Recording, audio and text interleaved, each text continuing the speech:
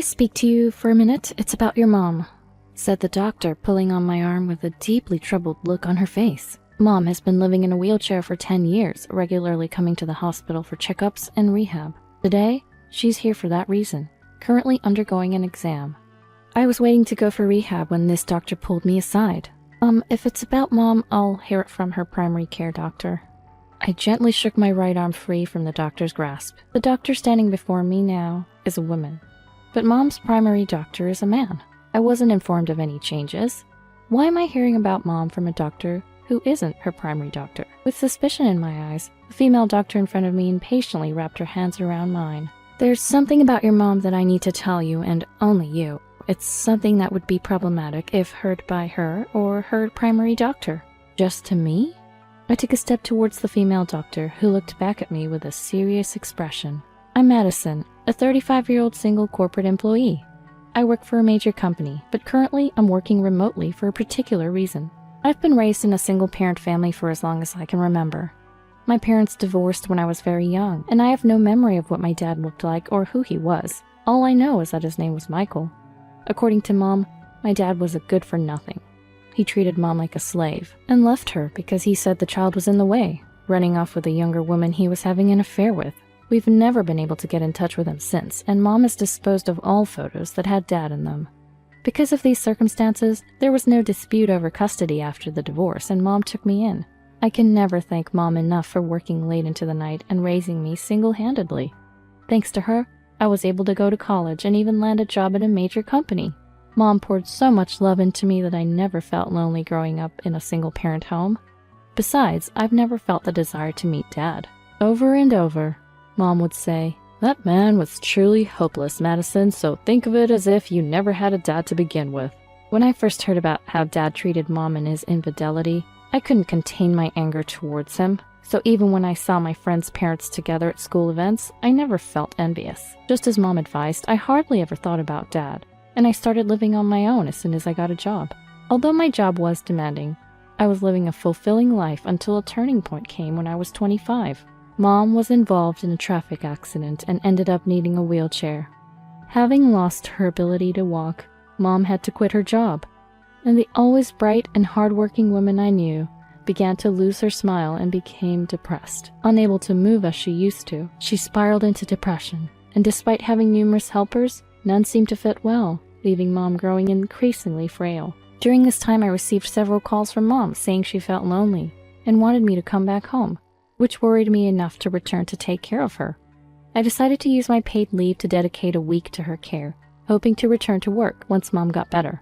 Mom seemed relieved by my return, showing smiles after a few days, but when I mentioned I'd be returning to my own place soon, her demeanor changed drastically. "No, Madison, please, don't leave. Don't leave me alone," she cried hysterically, clinging to me. "Mom, calm down. I understand. I'll talk to my company again." Confused but unable to turn away from Mom, who raised me by herself with so much sacrifice, and knowing how much she detested the idea of me living alone after getting a job, seemed she couldn't bear the loneliness. Perhaps her physical and mental condition had deteriorated too much. I consulted with my company and decided to switch to remote work, working shorter hours until Mom's condition improved. Then, ever since that day, Mom started to dislike being alone, always sticking close by even when I was working from home. No matter how much I explained that I couldn't have anyone but employees see my work, I had to ask her to leave the room. But Mom would always wait in a spot where she could see into my room. It felt like I was always being watched, and I resented myself for feeling suffocated by it. Mom continued her visits to the clinic for rehab, but her condition never improved, leaving me with no prospect of returning to the main office. My personal life was dominated by taking care of Mom, leaving no room for new relationships or a boyfriend, and this lifestyle has now entered its 10th year. Currently, Mom is 60, and it seems her dependency on me worsens with each passing year. Merely mentioning that I would leave the house for shopping would set her off into a frenzy, insisting I take her along. Calming her down took so long that living alone again seemed impossible. Yet I couldn't abandon my real Mom, who's loved and raised me from childhood. Then one day, Mom had a regular checkup, and I always accompanied her to the hospital. Her doctor was Dr. Thomas, a man in his 40s, and he had been overseeing Mom for 10 years, and I trusted him completely. After Mom went into the exam room for her checkup, I stepped outside the hospital to make a work call. When I was about to return to the exam room after about 10 minutes, a doctor stopped me. "Excuse me, you're Sophia's daughter, aren't you?" Sophia is my mom's name. The person who called out to me was a female doctor, seemingly around my age. Her name is Aria, and she recently started working at this hospital in the same department as Dr. Thomas, Mom's doctor. Surprised, I replied, "Yes, that's me. Is there something wrong?" "Do you have a moment? There's something I need to discuss with you about your mom." "About Mom? Sure, I don't mind." Thinking the exam wasn't over yet, I nodded in agreement. Dr. Aria seemed relieved and led me to a small private room close to the exam room, used for consultations. After being invited to sit, I took a seat across a small desk where Dr. Aria, sitting opposite of me, looked at me directly and asked, "You've moved back to your family home to take care of Sophia, right?" "Huh? Yes, that's correct." I shared with Dr. Aria that I had been taking care of Mom and working from home for the past 10 years. Since moving back home, I've hardly had the chance to hang out with friends, and I've never discussed this with anyone else. Dr. Aria listened quietly, nodding as I found myself venting frustrations I usually keep to myself. "I'm sorry for going on about this."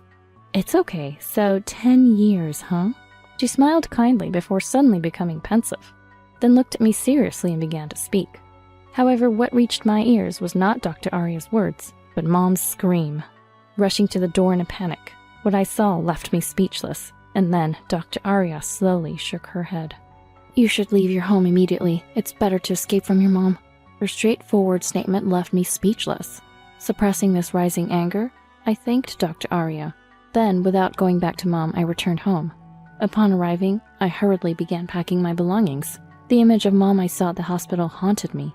2 hours passed as I continued packing, with countless calls from Mom coming in.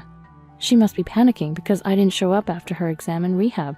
Yet I kept ignoring the persistent calls, and only answered after settling down in the evening, having finished packing. "Madison, where are you now? I've called so many times. Why didn't you answer?" As soon as the call connected, Mom started yelling at me. Normally, I would apologize immediately, but this time, "Oh, I'm at home right now," I replied indifferently. "You went home and left me behind? Why would you do that?" Mom became nearly hysterical. Sighing, I said, "Look, Mom, I can't live with you anymore. That's why I'm leaving home." "What are you thinking? Without you, I can't manage to live. How am I supposed to get back from the hospital?" "Why don't you walk back? Your legs have been fine for a while now. You don't really need a wheelchair or care, do you?" As I continued, Mom let out a short scream. I could picture her shaking in turmoil. "I found out everything you've been hiding, Mom." I told Mom about what Dr. Aria shared with me and what I had witnessed myself at the hospital. According to Dr. Aria, recent exams showed no abnormalities in Mom's muscles, bones, or nerves. She speculated that it might be a psychological issue, believing she couldn't walk, which actually made it a reality. The power of belief is not to be underestimated, and she considered integrating mental health care along with physical rehab. So, she intended to suggest incorporating emotional care into the rehab process and called me for this reason. But then, a woman's scream came from the direction of the exam room. Wait, was that Mom's voice? Dr. Aria and I exchanged glances and rushed to check the exam room.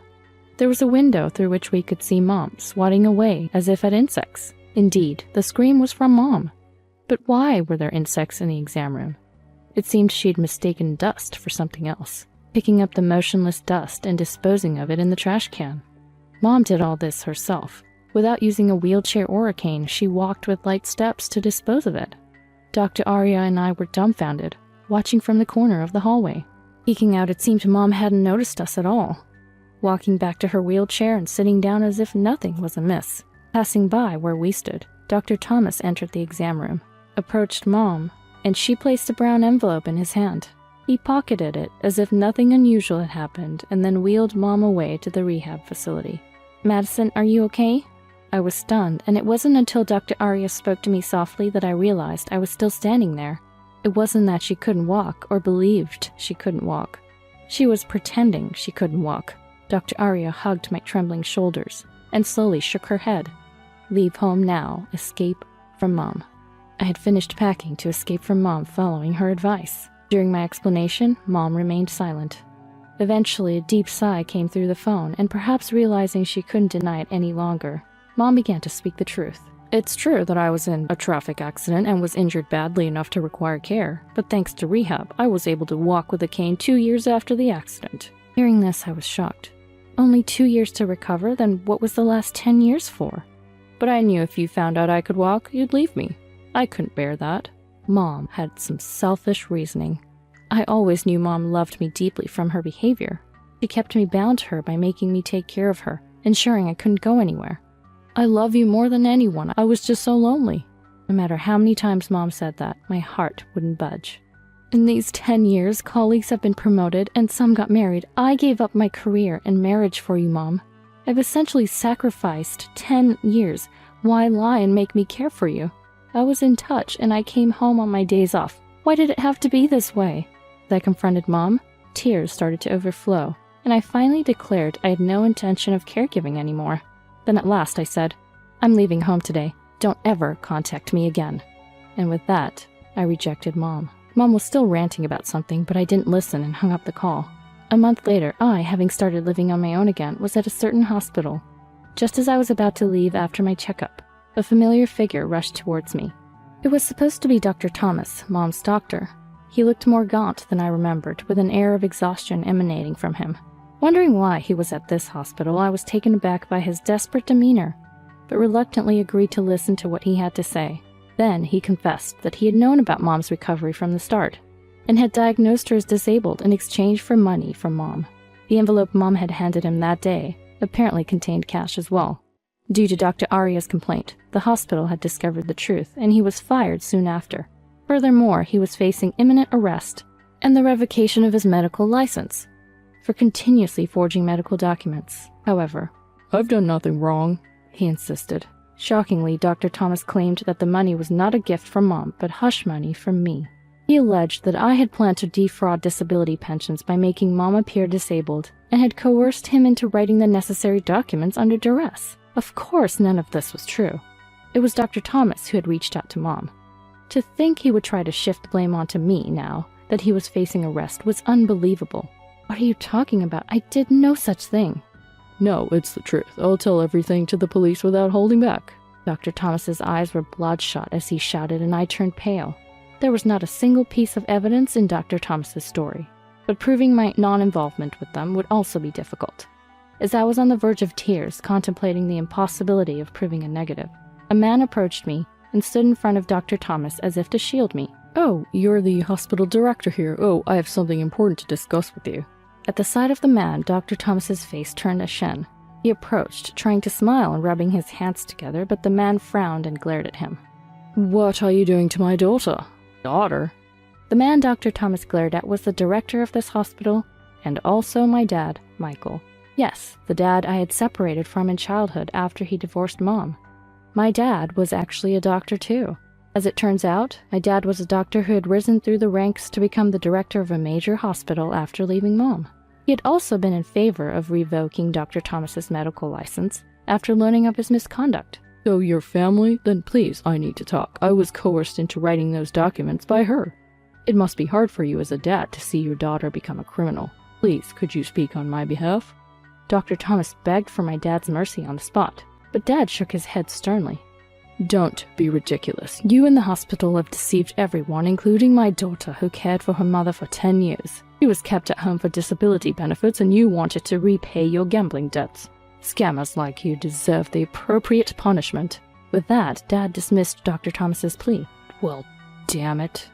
Realizing he was defeated, Dr. Thomas collapsed on the spot. Surrounded by onlookers, I could only watch him with an indescribable feeling. Then suddenly, someone pulled my arm hard from behind. Turning around in shock, I saw Mom standing on her own 2 feet, with a terrifying expression. What are you doing to Madison? He screamed, glaring at Dad. Mom, why are you here? I knew Dr. Thomas was looking for you, so I followed him here, Mom said, her determination chilling. Her resolve to find me was intense. Give Madison back. I won't let you take her, Mom yelled at Dad, her face more fierce than I'd ever seen, and I felt a shiver of fear. I shook off Mom's hand. Stop it already, I yelled. I knew all the stories you told me about Dad were lies. As I said this, Mom's expression changed and she started to panic. The truth was, Mom had been lying to me about Dad since their divorce to prevent me from wanting to meet him. All the stories about Dad treating her like a slave and leaving her for a younger woman were false. Dad, a dedicated doctor, was always busy and had no proper holidays, which Mom knew before marrying him. Yet her attitude changed drastically after I was born. She blamed him for being absent and not being able to go on family trips, deciding to divorce him on her own because she deemed him a bad father. Then, on my 3rd birthday, Mom suddenly took me and left the house. It turned out that it wasn't Dad who left, but it was Mom. After the divorce, Mom got custody because Dad, despite having sufficient income, didn't have time for childcare.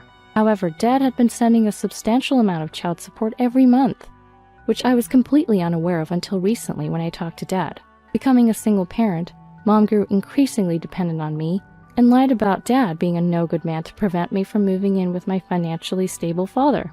Dad had repeatedly asked to see me, but Mom kept refusing, claiming I didn't want to see him. There were times it seemed like a meeting would happen, but either Dad was called away for an emergency, or Mom would suddenly cancel for some reason and we never met. I have been told I couldn't contact my missing dad since I was little, but that too was a lie. We lived comfortably on Dad's child support, which is why Mom never returned to her parents' home and was able to send me to high school and college. The story about Mom working hard late into the night to raise me was also not true. She worked part-time during the day and spent her nights out to pretend she was struggling with parenting. "Where's the proof?" Mom muttered weakly, to which Dad replied, "The child support and tuition fees I've been sending and the working hours at the store you claim to work at can be verified." Mom slumped down, defeated. I realized I had been living a lie spun by Mom all my life. I was shocked when I first learned the truth, but now my anger outweighed the shock. "Thanks for everything, Mom, but this is the end." As I said this coldly, Mom clung to me. "Wait, Madison, I did it all for you." "It was all for yourself, wasn't it? Despite receiving a lot of money, you pretended to be a struggling single mother. Did you enjoy wasting 10 years of your daughter's life with lies? I can't trust you anymore. Don't ever get involved with me or Dad again." As Mom stood there speechless, unable to make excuses, I declared our estrangement and left the hospital with Dad. Afterwards, Dr. Thomas was arrested and lost his medical license. He was sentenced to prison for repeatedly forging medical documents and sued by the hospital for tarnishing its reputation. Mom was also charged with bribery for paying a doctor to write false medical diagnoses, ordered to return all the pensions she had received plus interest, and faced legal action for fraud. What happens to Mom from now on is no longer my concern, as I've cut ties with her. As for me, the shock of being betrayed by Mom led me to seek help at a major hospital, where I reunited with Dad while getting a referral. I was happy to learn that he hadn't forgotten me when he recognized my full name and reached out. Now I'm back to working at the headquarters, balancing work and hospital visits. Dr. Arya, who revealed the truth about Mom, exchanged contact info with me when I went to thank her later. And now we sometimes meet for coffee. It's refreshing to have conversations with anyone after so long. Dad and I also keep in touch regularly, reclaiming our time as a family. I'm going to see a movie with Dr. Arya soon. It's been about 10 years since I went to the movies with anyone, so I'm really looking forward to it. I shared this with Dad during a dinner out after work one day. Dad smiled gently. "From now on, live as you wish, Madison," he said. I nodded deeply, determined to enjoy a fulfilling life while planning for the future.